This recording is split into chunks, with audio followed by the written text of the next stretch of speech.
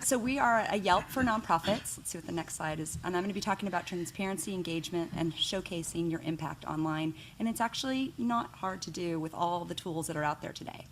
But because we're about stories, I want to start with a story of how we were founded. So back in 2005, when Hurricane Katrina hit, our CEO and founder, Perla Nee, she was the founder and editor-in-chief of the Stanford Social Innovation Review. And she wanted to do a story of high-impact, local, small nonprofits making a difference on the ground. And she actually had a really hard time finding them. I think she was partnering with David Weir, who was, I believe, the formerly with Salon.com and Wired. And he had to fly down to Louisiana, and took him a while to find 5 fabulous local nonprofits who were making a huge difference. And why was that? Because they were heads down doing really hard work, trying to get medical supplies to people, trying to make sure people had food and water. And oh, by the way, they didn't have enough money to be out there making sure that people were aware of who they are and the great work they're doing. And at the same time, that was when Zagat started coming out, and shortly thereafter, a lot of other review sites, TripAdvisor, et cetera. And Perla thought, why don't we have this in the nonprofit sector? Why can't we easily collect stories of impact for the nonprofit sector? And so she started GreatNonprofits. So today, we connect with the IRS database. I think we have over 1.6, maybe 1.8 million projects and profiles. So chances are you can find yourself here, your organization here, and claim your profile. We have over 200,000 reviews, and it's growing about 30-35% year over year, which is on clip with Yelp and some of the other review sites. It's slightly lower growth rate than Yelp, but you can imagine, you're not actually just going out to eat dinner every night when you come to our site, so the usage pattern is a little bit lower. We have 20,000 active nonprofits who have reviews and manage their profiles and have claimed their profiles. We have another 20,000 nonprofits with reviews who haven't even claimed their profiles. So, I was delighted to see that people raised their hands and had heard of us, because I actually did go to a conference where it was like 2%. And I'm like, okay, it's good I came. But if you haven't claimed your profile, check it out. It's a great way. It's a great way to get exposure. And I'll quickly mention to this, we do have 5,500 city and issue pages, and actually, as Lindsay was saying, the places that people enter most on our site is through the city pages. And you can imagine they're trying to find a great local nonprofit. So one of the growing, and Perla, our founder, is great in this regard. She's a very open, transparent person and believes highly in collaboration, and she's not a it was invented here kind of person.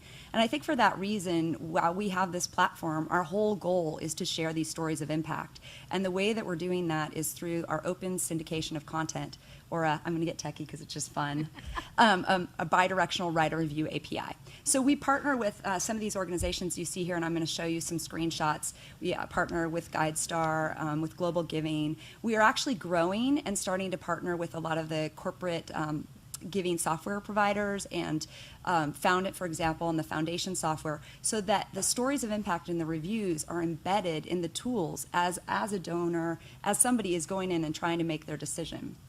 And I wanted to show you just quickly how that works. So these are 2 screenshots of GuideStar and Global Giving. And GuideStar, for example, utilizes our bidirectional API. So what does that mean? Not only when a review is written on your organization on our site, it feeds over to GuideStar, but if you write a review on GuideStar, it feeds back to GreatNonprofits and all of our other partners. So it's doing the hard work for you. You don't have to go out there and be on every single site, which I know we'd all love to do, but don't have time. So I'm quickly just going to show you what a profile looks like, and then I'm going to talk to you about how to invite reviews, and then I'm going to show you some real-life examples. And I tried to pick out some nonprofits that are members, and some may not be. But this is our profile page. I know all of you guys have websites, but some nonprofits don't. And so if they don't, this is a great location where you can add your logo, your website, your social media. You can add your mission statement. Any donation platform you use, just put in a link. We just want to be open and allow for as much growth in the sector as we can, and videos and photos and impact statements. And then we also have a badge. We talked a lot about third-party endorsement, the importance of having a third-party validation, and so we also have a badge. And I mentioned that about 50% of our nonprofits have claimed their profiles. A large number of our reviews, as we grow, are from ambient traffic, but most of our reviews come from the nonprofits actually inviting the reviews themselves. And there's a lot of ways they do this, but the primary way that they do this is through email and social media. So right from your profile page, we have buttons you can click so that you can share and ask for reviews. And it's so nice because, you know, people want to say great things about you. They may not always have the money that they can take out of their pocket. And as we talked about how funds are, you know, getting harder to come by, and the millennial generation wants to be actively engaged, this is a great way to do it. I mean, what better way to share your feedback, positive feedback about an organization? So I'm just going to quickly give you a couple examples. I'm not just going to go through Medium. So by email, so these are two examples. Just Give, we love partnering with them, and they are pretty active. They do a dedicated email to solicit reviews from their site, so that's an example of their email. IRC, this is an example of their newsletter. Just a great idea. You just go on to Great Nonprofits, grab an inspirational quote, something you've done, and include it in your newsletter. It's a great third-party way to kind of validate the great work you're doing. Of course, your website. It's important to utilize third-party endorsement tools on your website. This example on the lower right is from Make a Difference Now. We have a top-rated annual awards program. It's actually it's relatively simple to be top-rated. It's a kind of a crowdsourced community rating program where top 4 or 5 star reviews, 10 or more if you get 10 or more 4 or 5 star reviews in a year and maintain that average for the year, you can be top-rated. And the reason we make it accessible is if you're a smaller nonprofit, you may have fewer people to outreach to. So we want to make it a bar that most people can achieve if they put their mind to it. So that's an example. And I know you guys are all doing PR. I just wanted to show you an example. When people get into our top-rated award program, we give them a social media marketing kit. And as soon as the awards start, every week I see press coming through that the nonprofits are sending themselves, which reference this awards program. And at the end, we do some outreach as well, and you'll see there was some pickup we had about top-rated DC nonprofits, because we do find that people really care about what's local, and they like to kind of go on and read the reviews of local nonprofits. And then where will we be without social media? Like, we all have to do it. But these are two examples I like. The one on the left is from Just Give. I thought this was kind of cool on their main kind of banner. I'm just blanking on the name. Timeline page. They took a quote with some imagery, which I think is sort of nice, way to draw you in. And I love this example from Give Kids the World, which I just met their representative over here. Hello.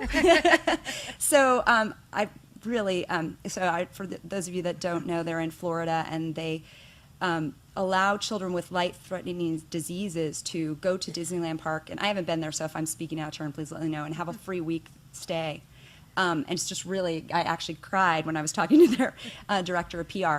But they have a communications team, and they have thousands of visitors every week, sadly, and thousands of volunteers. And they were going on to Great Nonprofits and saw that there were these really nice reviews about their volunteers. So they decided that they would take those reviews and the pictures that had been submitted, and they would post them on Facebook and tag the volunteer, which is just, it's a really nice way to say thank you, and get people acknowledgement. So I thought that was kind of a nice thing. So I only really have a couple more slides. One is lessons learned. So I'm going to go a little bit out of order, but in our mind, if you're going to be continually improving and being open and transparent, feedback needs to be dynamic and continuous. And in order to be that, it needs to be easy, fast, and inexpensive to collect, and really simple to understand. So we have a 5-point scale, just like Yelp, so that everybody kind of knows, and we have definitions of what each thing means. They know what it means. It should be relatively simple to write a review. And we are a nonprofit ourselves. We are a free platform, and we do not edit the content. We provide the free platform. We do not believe it is our place to edit content. It's a free country. You're allowed to say what you want to say. And we also believe that feedback should be public. And a lot of times, even if something negative is said about you, if you manage it, and we have a mechanism so you can manage the feedback in a private manner. But if you choose to, you can also make that correspondence public. And a lot of times it really helps. You can really turn people around. They may have had one perception of you that was based on some data point from someone who maybe didn't have all the facts. And so it's just a great way to correlate with them, correspond.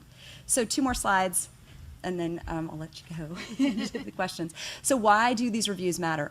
It matters because 92% of consumers trust recommendations from friends and family. Of course you would. But did you know that 70% of consumers trust online reviews as much as from friends and family? kind of interesting. And I was wondering why, as yesterday I was trying to figure out a tour bus to take around DC, and it's kind of like the collective wisdom. You know, I got to read like 25 reviews, and after 25 of the same, don't take this tour bus, I was like, all right then, I think I won't.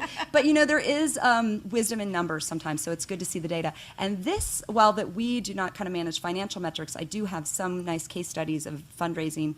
One from the Oral Cancer Foundation who raised $50,000, and they had a letter that included a review, but that's probably not the norm. But a 1-star improvement on Yelp leads to a 9% improvement in increase in revenue. Wow. So you can just apply that to the nonprofit sector, who they're looking for stories, so why not give them the stories? Mm-hmm. And there's a one-pager in your kit that tells you how to get started if you haven't already. I also have a social media marketing guide, and as I mentioned, which we can make available to you, I also put it, it's on SlideShare, so if you just want to go that link. And I also mentioned we have a top-rated awards program right now that happy to tell you about later.